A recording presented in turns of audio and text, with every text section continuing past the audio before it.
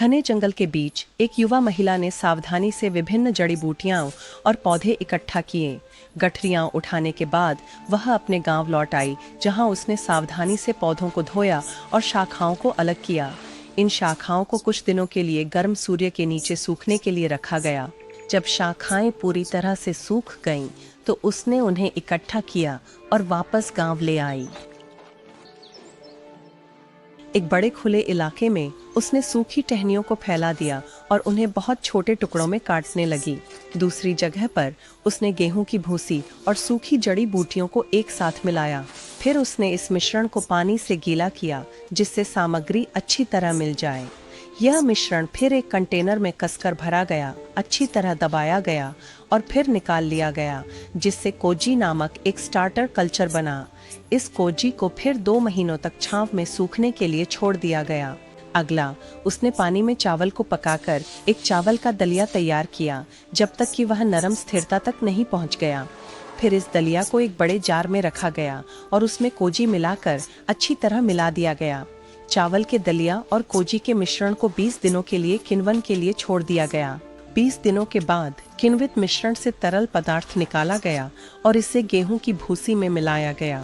इसको अच्छी तरह मिलाया गया और फिर समान रूप से फैलाया गया। फिर इस मिश्रण को पहले से एकत्रित की गई शाखाओं से ढक दिया गया। यह श्रम साध्य और धैर्यपूर्ण प्रक्रिया थी, क्योंकि मिश्रण को अगले 30 दिन तक हर दिन घुमाना और हिलाना पड़ता था। 30 दिन की सावधानी पूर्वक देखभाल के बाद मिश्रण को टोकरी में रखा गया और फिर से गांव लाया गया। फिर इसे बड़े जारों में स्थानांतरित किया गया। सबसे अच्छा तो अभी बाकी है। यदि आप वीडियो का आनंद ले रहे हैं तो कृपया नीचे दिए गए सब्सक्राइब बटन को दबाने पर विचार करें। इन जारों में मिश्रण को कसकर दबाया गया और ऊपर एक परत नमक की डाली गई। फिर इन मर्तबानों को 3 वर्षों के लिए धूप में रखा गया। गांव में ऐसे सैकड़ों मर्तबान थे जो 3 साल की प्रक्रिया से गुजर रहे थे। महिला ने एक मर्तबान चुना जो 3 साल से पुराना हो रहा था। उसने इसे खोला और सावधानी से सामग्री को खुले मुंह वाले कंटेनरों में स्थानांतरित कर दिया। ताज़ा वसंत का पानी फिर मिश्रण में डाला गया था और इसे ढककर 24 घंटे के लिए छोड़ दिया गया। 24 घंटे के बाद महिला ने कंटेनर के नीचे लकड़ी की नल को मोड़ा और एक गहरे भूरे रंग का तरल बाहर बहने लगा। वह बहाव को नियंत्रित कर सकती थी, उसे नियंत्रित करके नलिका को। जब एक कंटेनर भर जाता तो वह उसे दूसरे के साथ बदल देती, सभी गहरे भूरे रंग के तरल को एकत्र कर लेती।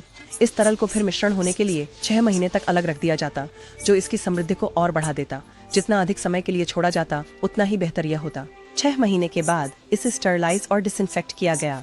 अंततः वर्षों की निष्ठा और कठिन परिश्रम के बाद यह प्राकृतिक और जैविक सूर्य सिर का उपयोग के लिए तैयार हो गया।